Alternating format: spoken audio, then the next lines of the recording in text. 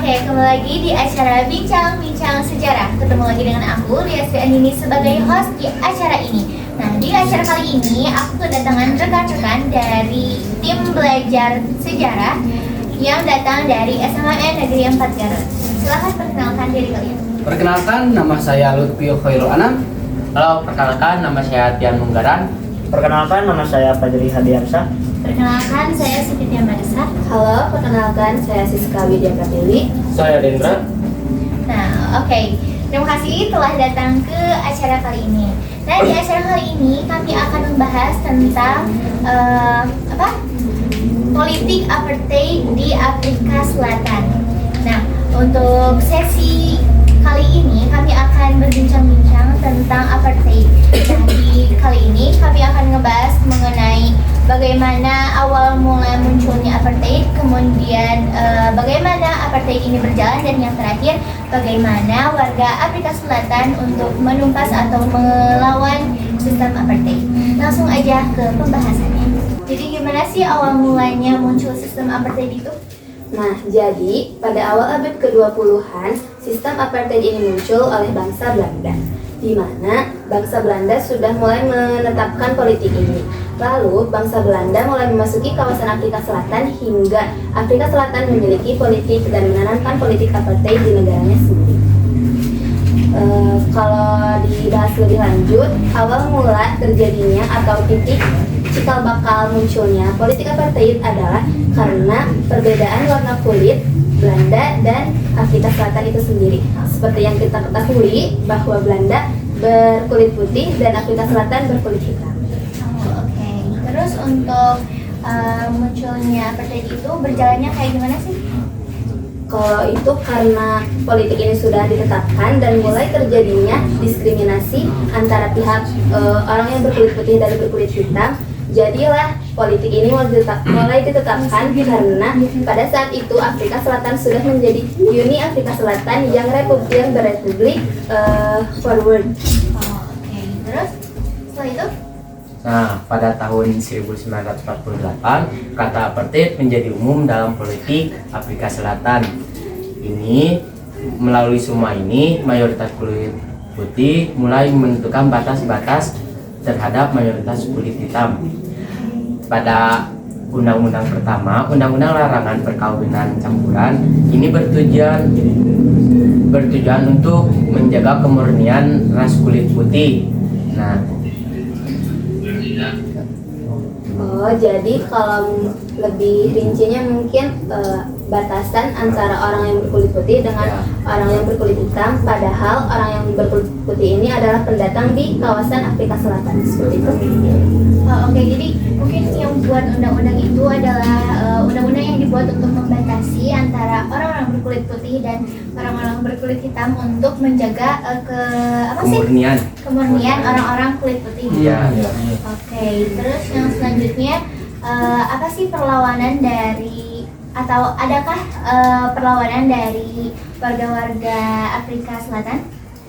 Sebelumnya orang-orang kulit hitam ini kurang mengerti mengenai sistem pemerintahan ini, tapi lambat laun orang-orang dengan mayoritas kulit hitam ini mulai menyadari bahwa mereka ini sedang mengalami diskriminasi atau perbedaan warna kulit. Nah, mereka tidak terima. Nah, maka dari itu mereka membangun atau mendirikan sebuah organisasi yang bernama African National Congress atau ANC. Aku tahu tentang ANC atau African National Congress ini. Jadi setahu aku ini tuh adalah sebuah organisasi yang dibuat pada tahun 1912 kalau nggak salah. Terus yang dipimpin oleh Nelson Mandela. Nah, ya itu. Nah, jadi si Nelson Mandela ini adalah pemimpin dari kelompok itu, bukan? Ya. Iya, betul. Terus itu tuh kalau setahu aku jadi sekumpulan itu, si komunitas itu bertujuan untuk memperjuangkan hak-hak hak-hak warga Afrika Selatan. Betul? Oke, yang selanjutnya ada lagi nggak yang dari si Nelson Mandela itu? Setahu aku ada hal-hal lain dari si Nelson Mandela. Itu tahu nggak peta Yo. Nah itu teh beliau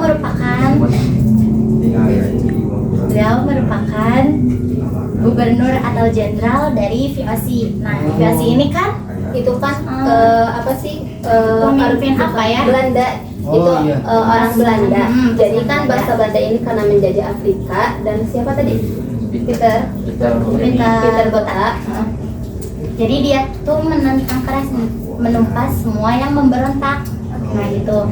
Sampai akhirnya kemudian Nelson Mandela dituduh mencuri kapal kalau boleh tahu. Mencuri dokumen rahasia. Oke, setelah itu dituduh kayak gimana Nelson Mandela sama yang lainnya kayak gimana? Nelson Mandela divonis hukuman dan keenam kawannya keenam rekannya divonis hukuman seumur hidup pada tahun pada tanggal 23 Juni 1964 dan dipenjarakan pada tahun dipenjarakan di Pulau Robben Captain.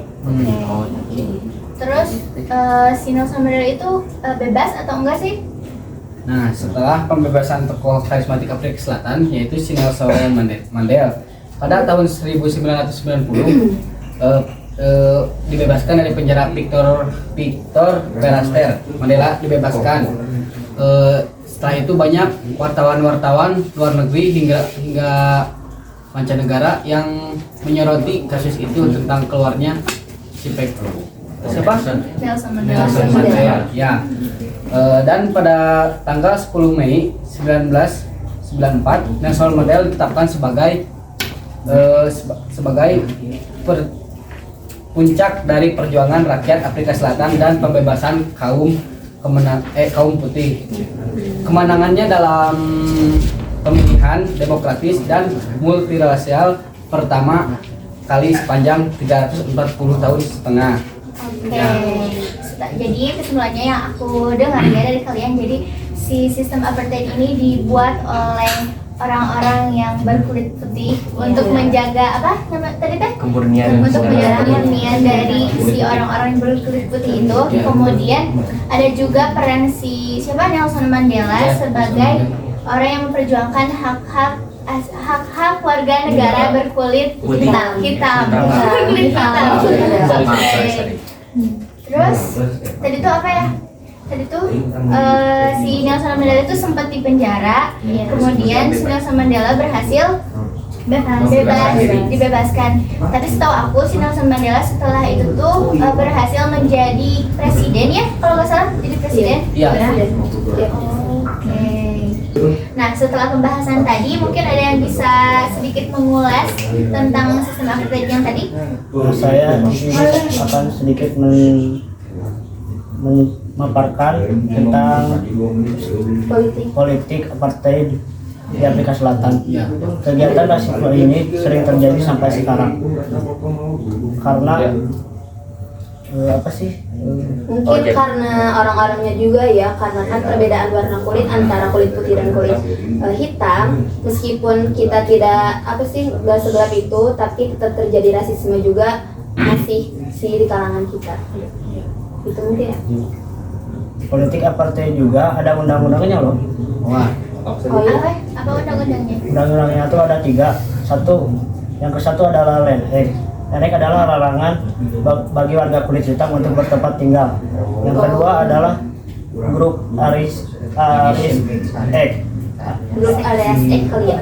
Grup Aris Act adalah larangan bagi warga kulit hitam untuk bertempat tinggal sesuai yang telah ditetapkan oleh pemerintah. Yang ketiga adalah Population Legislation Act, adalah kewajiban bagi warga kulit hitam untuk menuntaskan identitas mereka atas kesukuan pemerintah Afrika Selatan.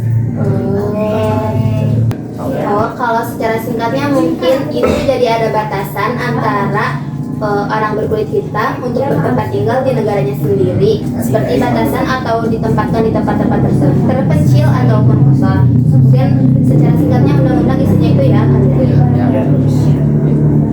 Segitu aja. Jadi mungkin segitu aja penjelasan atau pembahasan pembelajaran dari session kami kali ini. Jadi intinya dari partai politik, bukan politik siapa? Sistem sistem politik apartheid ini adalah sistem yang apa tadi? Yang memisahkan antara ras di suatu pemerintahan Dan bertujuan untuk mengistimewakan hak-hak suatu ras atau negara. Oke, mungkin sekian aja penjelasan dari kami dan pembelajaran dari bahasan kali ini yaitu stop rasisme. Di dunia. Kita tutup Kali ini. pembahasan kali ini. Sampai jumpa di Bincang Guncang selanjutnya.